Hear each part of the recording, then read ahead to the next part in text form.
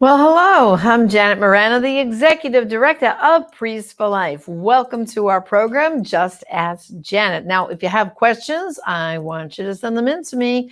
And today we're going to talk about the polls. Like you just saw in our little intro there, in 2016, the pollsters were wrong.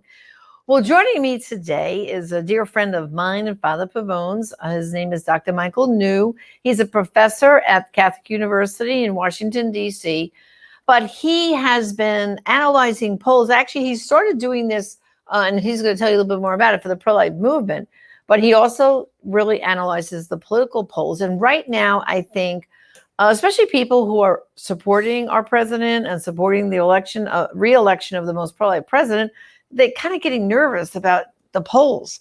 So right now, let's welcome to our program, Dr. Michael New. Michael, welcome to the program. Janet, thank you for having me.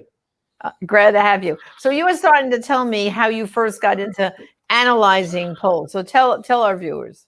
Yeah, sure. In 2004, the Heritage Foundation published a study of mine on the impact of different kind of state-level pro-life laws. And this bit of research was very interesting to pro-lifers. And I realized that the pro-life movement didn't really have a lot of people writing about the social science. And because of my academic background, I have a PhD in political science. I have a master's degree in statistics. I'm familiar with polls. I see a lot of polls. And I thought I had some insightful things to say. So I started writing about polling data, both as it pertains to elections and pertaining to public opinion on pro-life issues. So anytime a poll comes out, especially a poll I think is misleading or confusing, I usually hop on to National Review Online or another conservative or Christian or pro-life website and try to set the record straight.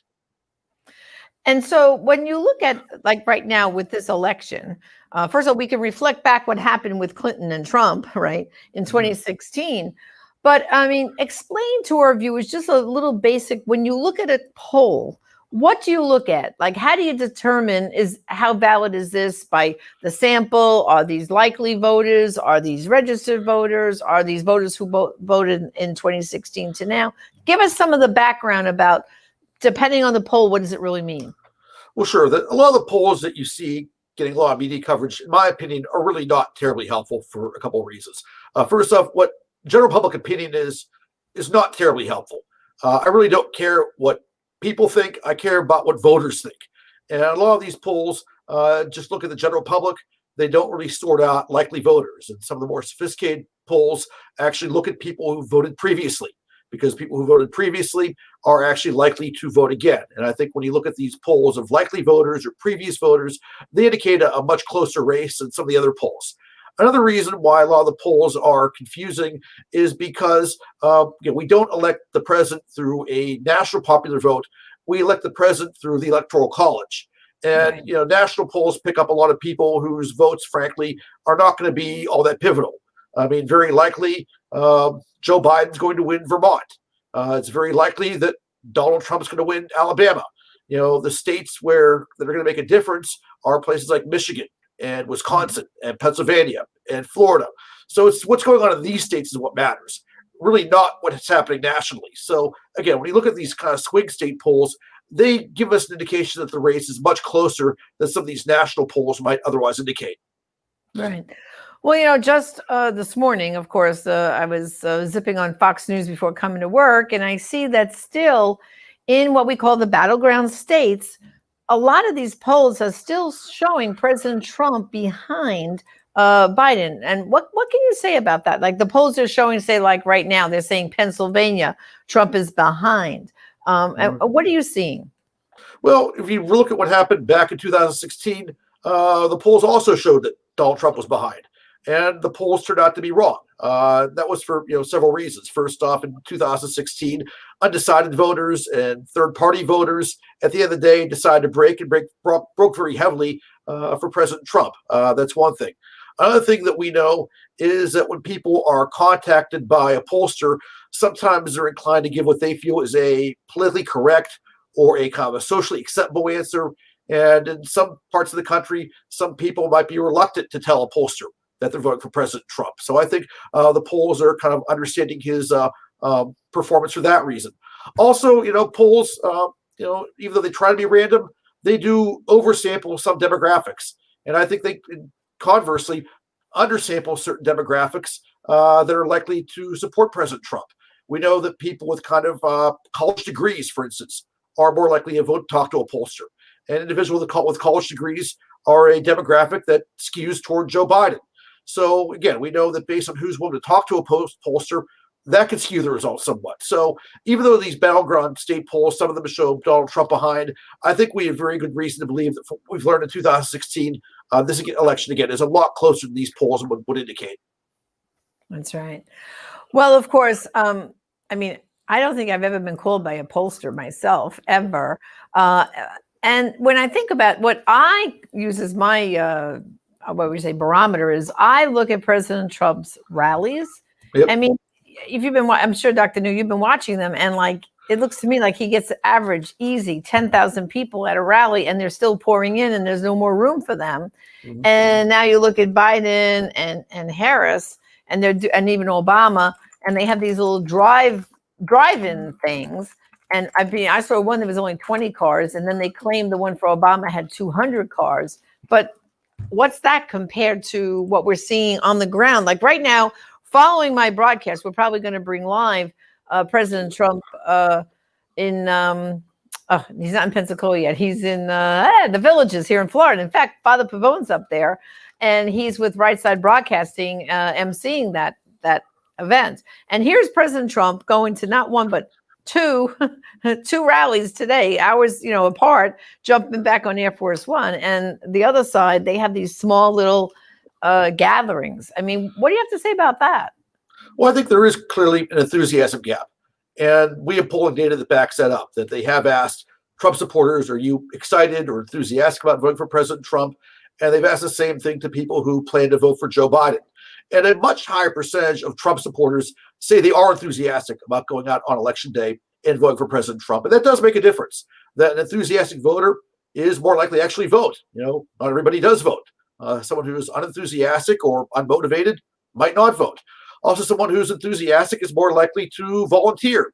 He is more likely to make a donation. He is more likely to bring friends and family to the poll with them. So, I think the enthusiasm gap is a real issue. You are correct. The Trump rallies are attracting many, many, many more people than the events that, the Biden-Harris campaign is putting on. So, again, I think that, enthusiasm makes a difference in these elections. We saw that in 2016. And again, it may well make a difference again in 2020. Right.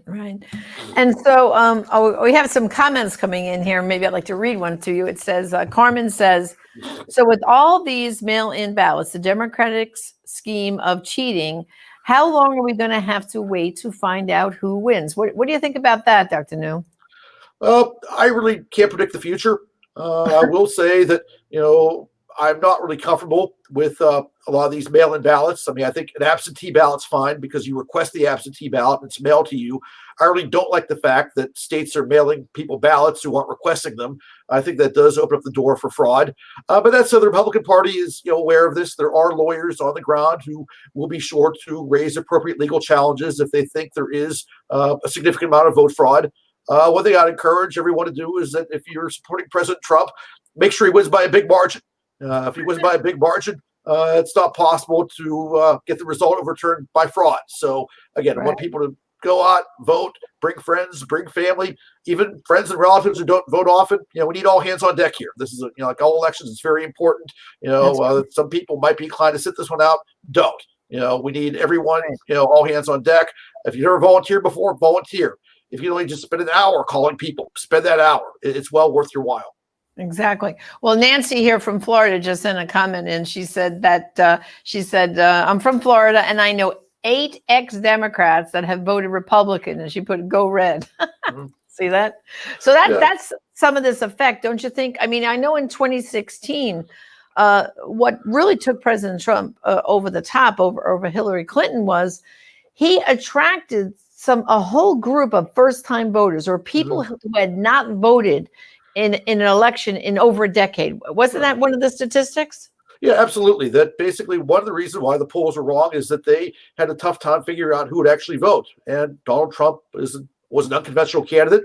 And in many respects, he's kind of an unconventional president. And he attracts kind of a demographic that very often does not vote in elections. And, I can even talk about, members of my own family who never seemed all that interested or enthusiastic about politics, but they told me they literally couldn't wait to run out the door and vote for Donald Trump 4 years ago. Again, these are people who don't, in my opinion, follow politics super closely. They're not political activists, but Donald Trump had a message that they found very appealing. And again, when the election day rolled around, they wanted to jump out the door and vote for the guy. And again, I think the polls don't always pick up people like that.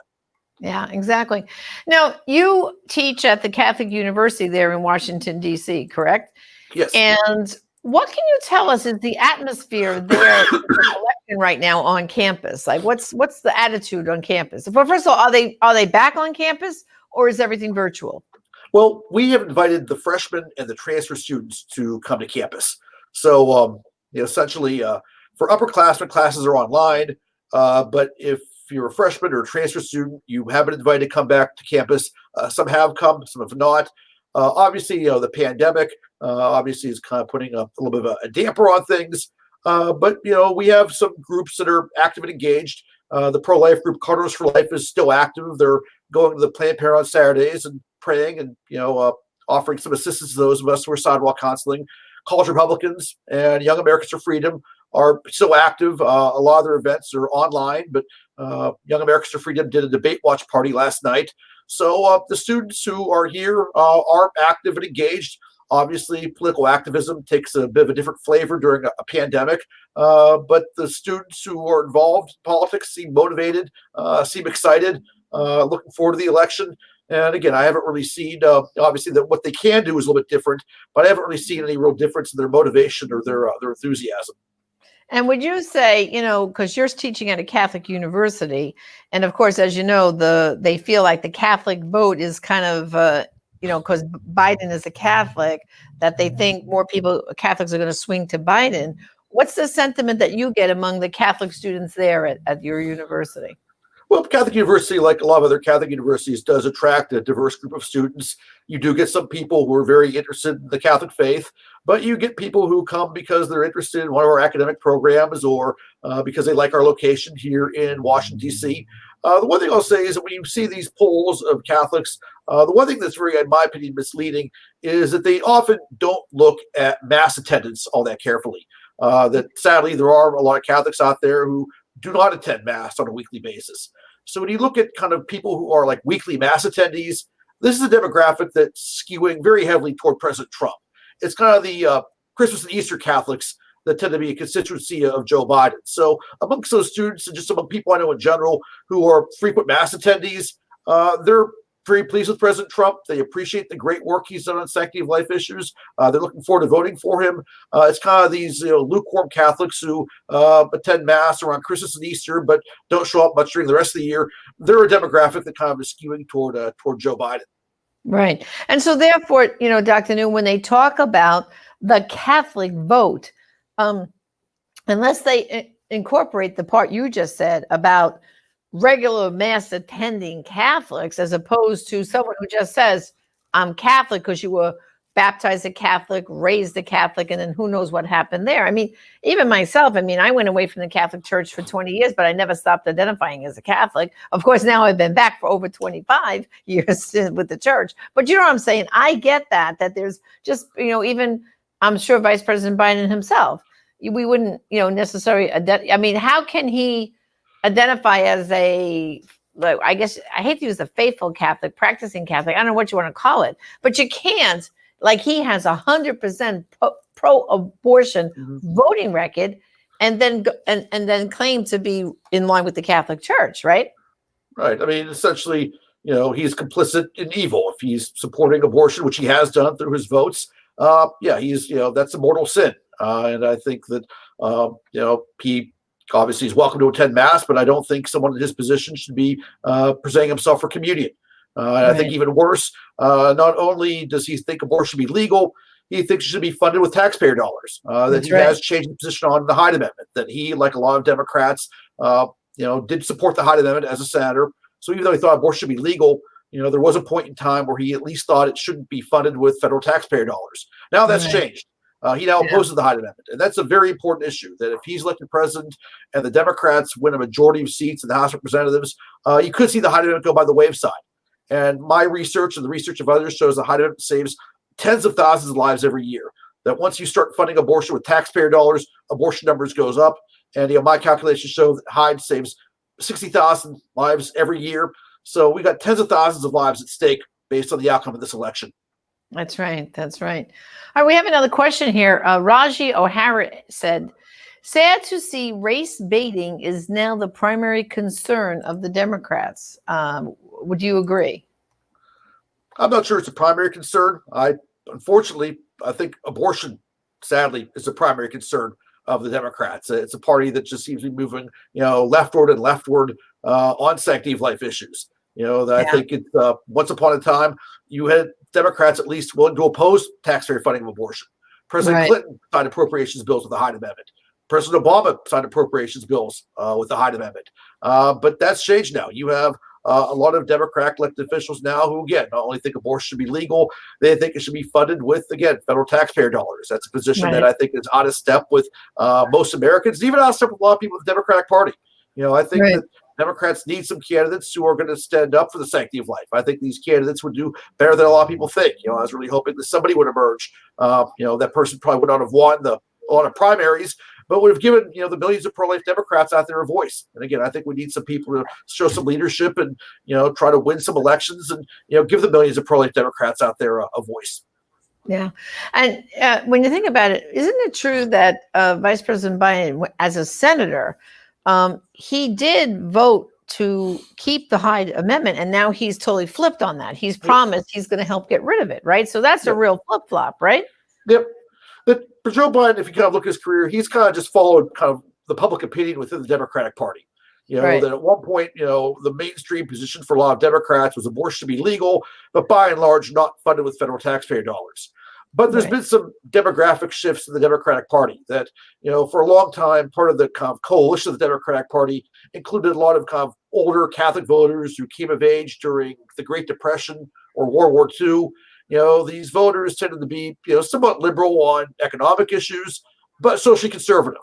So it made sense for a lot of Democrats to kind of reach out to these voters, and at least if they weren't pro-life, they at least offer to support the Hyde Amendment.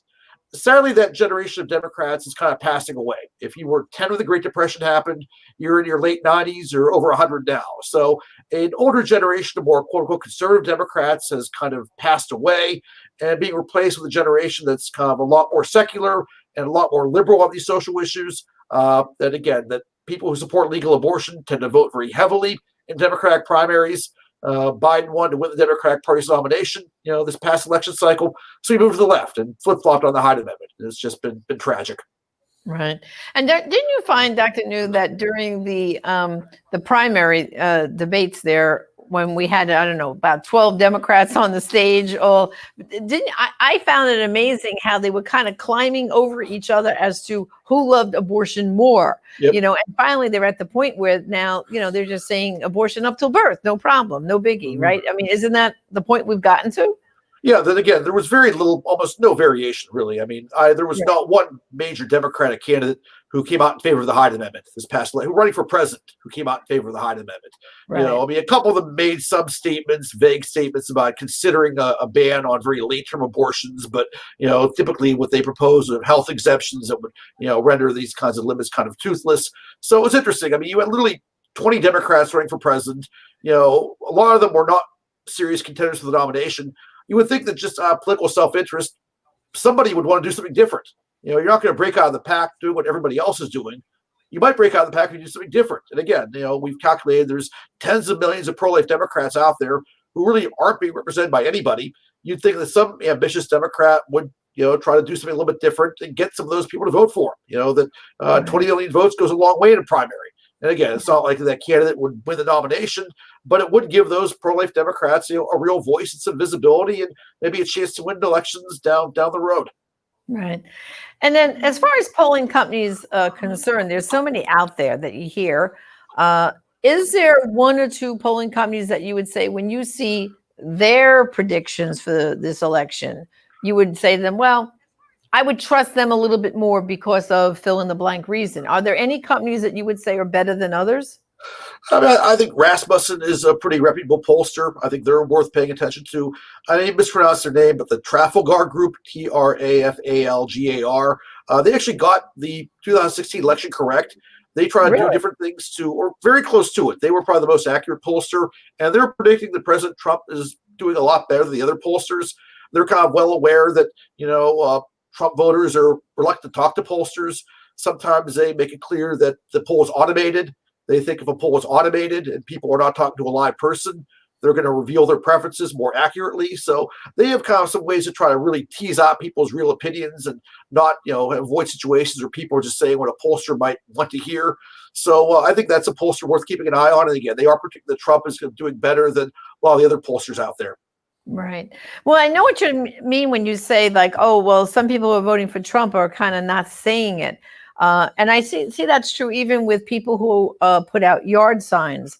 I know people live in a whole bunch of different states. And like, for example, here in Florida, I live in Brevard County, which is one of the most conservative counties in the state. And so I've got 2 yard signs out there for Trump and one for the sheriff here, Ivy, and no problem, But I have friends who, I posted a picture on Facebook, and I had some friends actually say to me, oh, in my state, I won't put that sign out. Matter of fact, my good friend Mary up in New Jersey, she said, Janet, I can't. The Biden signs are all over my town. If I put that out, I'd be afraid of getting a brick thrown through my window. So there is this fear of the other side, like that they want to attack someone who says they're voting for Trump, right? Yeah, I think there is a lot more kind of social pressure now than there was previously. That I think politics has become very polarizing. People I think are not inclined to think well of their opponents. Again, I think that we live in a very polarized country, and I think that again people are a lot more reluctant to publicly state their views about political issues. So again, I do think there are some quote unquote hidden Trump supporters that some of these polls are not picking up on. Yeah. Now, a couple of people have been asking us questions, Dr. New, about like how soon do you think we're going to know, if this election, are we going to really know? Like traditionally, I always stay up to watch the results. 2016, I was up, I think it must have been around midnight when Trump took, I think it was once he took Ohio, I knew we were going to like sweep the rest of the board there. It was kind of like a sign of victory. What do you think is going to happen? First of all, I'm going to stay up to watch, but you think we're going to get the results enough to really declare victory on the night of November 3rd? Or are we going to wake up in the morning and still not know? What do you think? It's hard for me to make a prediction. I mean, I think this will be a close election. Could come down to states where people have to count absentee ballots and there may be allegations of voter fraud. I think people do need to become mentally prepared for that. But I will say this, 44 years old, I've been probably following, presidential politics closely since the 1992 election. I think pretty much every election but 2000, I've went to bed knowing who the winner was.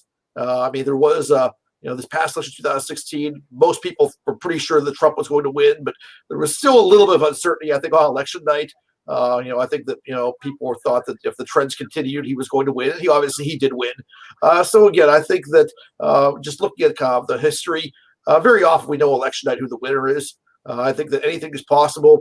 I do think that people are prepared for a close election. I do know the Republican Party has trained election lawyers who will be quick to look for cases of fraud in states that are close. But I think there is a good chance we will know the winner the evening of November 3rd. That's great. That's great. Okay, one final thing. If people are going to look at any polls between now and election night, do you have any recommendations what to ignore or just ignore the polls and just go vote? What would you say? First off, just don't get discouraged no matter what. I mean, polls can be misleading. They can be confusing. Again, if you believe the polls 2016, you would have thought Hillary Clinton had it in the bag, and she didn't.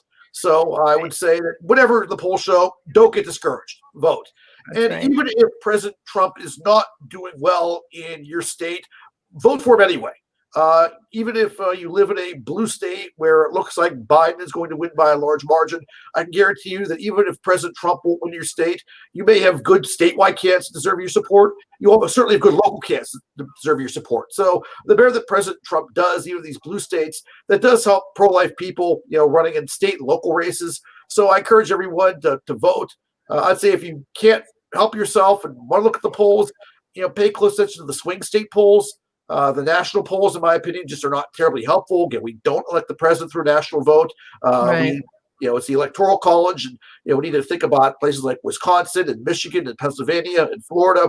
These are kind of the key states, I think, where the election will be decided. But again, whatever happens, whatever you hear between now and next Tuesday, don't be discouraged. Work as hard as you can, vote, bring friends to vote. Again, the polls can be misleading, they can be distracting. We just have to focus on doing our job and doing it well. Right. And let's not forget that there's a third of the Senate up for re-election and Absolutely. the entire House. And I know, for example, Dr. New, over in California, there's 7 House seats that we have very, very good pro-life Republicans running. And those races are getting tighter and tighter. So what you're saying, I think, is very true. Even if you think you live in what's called a quote, quote, blue state, that you think Biden's going to take it. So what? Go out and vote for Trump and go right down that red line. And who knows, you might pick up a few House seats for pro-life, right? Absolutely. Again, there's good local candidates everywhere, and even below Congress, even state legislatures, state senators. I mean, That's they right. have a lot of impact on the policy as well. And we need to keep getting. And one of the reasons why we've passed a lot more pro-life laws in recent years is because Republican and pro-life candidates have done very well in a lot of state legislatures. We've flipped a lot of state legislatures from Democrat to Republican. That makes it much easier to get these protective laws passed. So That's right. again, no matter where you live, make sure you vote. Even if you don't think President Trump has a chance to carry your state, vote anyway. You'll be helping out down the ballot candidates who deserve your support. Exactly. Well, Dr. New, I want to thank you for joining me tonight and this afternoon, actually, and all the best. And of course, I'll see you at the next Pro-Life Leaders event, because we always get together at those events. So thanks and God bless. If anybody has any questions, they can follow me on Twitter, and I tweet out commentary analysis, and I'm happy to interact with anybody online. So keep the great work, keep putting a culture of life, and God bless. Thank you. Thank you. Well, brothers and sisters, before we go, I just have a few more reminders for you. This is probably about the last weekend that we can get these out to you on Monday. So you need to place an order today for our party comparison. And this is, again, where it shows the Republican and Democratic Party right from their party platform. You can go to our online store, prolifeproducts.org, and these are absolutely free of charge for you. Our gift to you to get them out there, like Dr. New said, now's the time to push out the vote. And this party comparison, like I said, it takes it right from the party platform on several issues like Planned Parenthood, human life, judges, school choice, sex ed, and foreign assistance. So party comparison in English and Espanol. So request that from us. And of course, we can't forget prayer. And at our prolifeproducts.org store, we also have the prayer card. And finally, I want to remind everybody, I'm going to be wearing this on Election Day. And it says, pray for 45, our president, President Trump. He's the 45th president of the United States, and we want to pray for President Trump. So get to our store, prolifeproducts.org. My staff will be working all weekend and getting the orders out to you as soon as possible. And we've got everything we got to do right now is vote, vote, vote. Once you vote, your job's not done. You've got to get as many other like-minded people out to vote, because every vote is going to count. And I want to see a red wave going across our nation. So thank you for joining us. Again, this is Just Ask Janet. Until next time, God bless.